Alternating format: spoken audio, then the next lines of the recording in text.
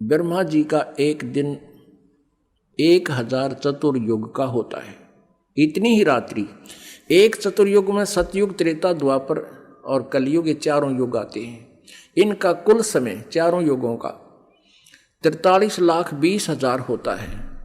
और ब्रह्मा जी का अब इस 43,20,000 को मान कर यदि कैलकुलेशन करें तो गिनती बंद हो जाएगा, नहीं आ हमारे को। इसलिए इनको फिर चतुर्युगों में ले लिया।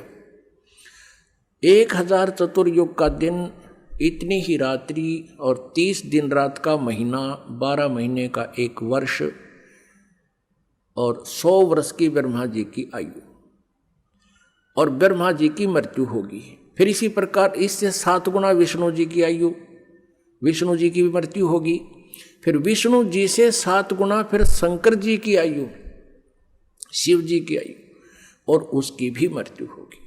ऐसे जो शिव जी मरेंगे उसमें 49 बार ब्रह्मा मर चुके होंगे और वर्तमान की जो आत्मा ब्रह्मा जी की है वो अन्य योनियों में चली जाएगी अपने कर्म आधार पर, और उसमें 7 विष्णु मर चुके होंगे, उनकी भी अन्य योनियों में आत्मा चली जाएगी।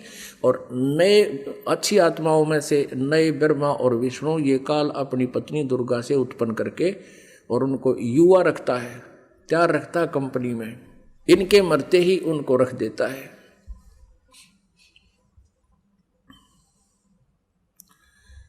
और फिर 49 बार विष्णु की मृत्यु के बाद एक तमोगुण शिव की मृत्यु होगी, काल के पुत्र शिव की मृत्यु होगी। और उस ऐसे 70,000 बार शिव की मृत्यु के उपरांत एक ब्रह्मांड का विनाश होगा और इस सरपुरुष यानी इनके पिता इस काल रूपी ब्रह्म की मृत्यु होगी। अब ये कहता चौथे अध्याय के 9वें श्लोक में गीता जी में कि मेरे कर्म और जन्म अलौकिक है। अब ये कैसे जन्म अलौकिक है? यहाँ मृत्यु होगी, मरते समय पूरे ब्रह्मांड में आग लगेगी और दुर्गा भी मरेगी और ये भी मरेगा और सबके शरीर ऐसे जलेंगे क्योंकि इनका शरीर हमारे से काफ़ी मजबूत मटेरियल का है। तो उसमें 11 सूर्य और आ जाएंगे, सौरमंडल में घूमते घूमते एकदम इकट्ठे हो जाएंगे। एक का सूर्य की कितनी होती है और 11 सूर्य और बिल्कुल निकट आ जाएंगे। उस समय इतनी भयंकर आग लगेगी न पटाखे से फूटेंगे, सब पृथ्वी ये सभी तत्व नाश में आएंगे। केवल उस समय इनका शरीर भी काल का यानी सरपुरुष का और दुर्गा का शरीर भी बुरी तरह जलेगा। ये भी हाहाकार मचाएंगे, बहुत बुरा हाल, बुरी तरह रोएंगे। परमेश्वर के विधान अनुसार ये दोबारा सभी प्राणी जीवात्मा किसी की नहीं मरती, दूसरे ब्रह्मांड में चले जाते हैं। 21 ब्रह्मांड है इसके पास और वहाँ इन दोनों का वहाँ जाते ही परमात्मा का विधान है, पूर्ण परमात्मा ने विधान बनाया है। वहाँ जाते ही इन दोनों का युवा शरीर पुनः मिल जाता है, दुर्गा और इस काल का। फिर उसी तरह से फिर नए ब्रह्मांड की शुरुआत ये फिर से करते हैं। अपन आत्मा अब ये इसकी जन्म मृत्यु का पता लगा सरपुरुष। अब अक्षर पुरुष इसकी मृत्यु कैसे होती है?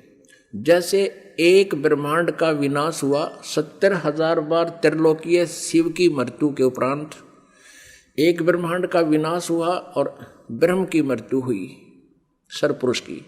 ये एक युग माना जाता है किसका? अक्षर पुरुष का, एक युग। और ऐसे 1000 युग का दिन, इतनी ही रात्रि, इसमें चतुर्युग नहीं आता। ब्रह्मा जी की आयु कैलकुलेशन में चतुर्युग है और अक्षर पुरुष की आयु की जो गणना करते हैं इसमें चतुर्युग नहीं है, ओनली युग है। 1000 युग का दिन, इतनी ही रात्रि। और इसका प्रमाण कहाँ लिखा है? गीता जी अध्याय नंबर 8 के श्लोक नंबर 17 में। उसमें चतुर्युग नहीं है मूल पाठ में। इन्होंने अज्ञानता से वहाँ ब्रह्मण्य का अर्थ होता है बड़ा भगवान यानी ब्रह्म से नेक्स्ट, और ब्रह्मण्य का अर्थ क्योंकि यहाँ ब्रह्मण्य का अर्थ अक्षर पुरुष लिया जाएगा क्योंकि यहाँ आयु की कैलकुलेशन है, इसकी सीमा है, इसलिए ये परम अक्षर ब्रह्म नहीं कह सकते यहाँ अर्थ इसका। और वहाँ 17वें अध्याय के 23वें श्लोक में वो परम अक्षर ब्रह्म, उस पूर्ण परमात्मा के लिए ये ब्रह्म ने शब्द प्रयोग होता है। तो अनुवादकर्ताओं ने 8वें अध्याय के 17वें श्लोक में ये भी यहाँ भी गलती कर रखी है, चतुर्युग लिख दिया और ब्रह्मा की आयु बता दी। नहीं, अब 1000 युग जो बनते हैं ऐसे एक ब्रह्मांड के विनाश में और एक काल की मृत्यु होती है सरपुरुष की, वो एक युग बना अक्षर पुरुष का। और ऐसे 1000 युग का दिन, इतनी ही रात्रि, ऐसे 30 दिन रात का एक महीना, 12 महीने का वर्ष, और इस प्रकार बने हुए 100 वर्ष की आयु है इस अक्षर पुरुष की। अब इसको अक्षर पुरुष को अविनाशी इसलिए कह जो इतनी लंबी उम्र, इसलिए गीता जी अध्याय नंबर 15 के श्लोक नंबर 17 में कहा कि उत्तम पुरुष तो अन्य परमात्मा इति उदाहरते, यह लोकतरम आविश्य विवर्ती अव्यय ईश्वर है, वो अविनाशी परमेश्वर है जिसकी कभी मृत्यु नहीं होती, जिसकी आयु की कोई सीमा नहीं है। इसलिए गीता जी अध्याय नंबर 18 के श्लोक नंबर 62 और 66 में कहा कि अर्जुन तू सर्वभाव से उस परमेश्वर परम अक्षर ब्रह्म की शरण में जा, जिसकी कृपा से तू सनातन परम धाम को प्राप्त होगा, शाश्वतम स्थानम और परम शांति को प्राप्त होगा। गीता जी अध्याय नंबर 15 के श्लोक नंबर 1 से 4 में कहा कि तत्वदर्शी संत की पहचान बताकर कहा कि तत्व ज्ञान प्राप्त होने के उपरांत उस परमेश्वर के परम पद की खोज करनी चाहिए, जहाँ जाने के बाद लौटकर साधक फिर कभी संसार में नहीं आते। श्रीमद् भगवद गीता अध्याय नंबर 7 के श्लोक नंबर 18 में गीता ज्ञानदाता ने इसलिए अपनी साधना को, अपनी भक्ति को, अपनी गति को अनुत्तम कहा है कि जन्म और मृत्यु सदा बने रहेंगे, तो भी मरेगा, मैं भी मरूंगा, शांति कभी नहीं हो सकती, केवल उस परमेश्वर की शरण में जाने से शांति होगी। अब परमात्मा अपनी सच्चिदानंद घन ब्रह्म की वाणी में कहते हैं, एती उम्र बुलंद मरेगा अंतरे, क्योंकि सतगुरु लगे न कान न भेटे वो संतरे।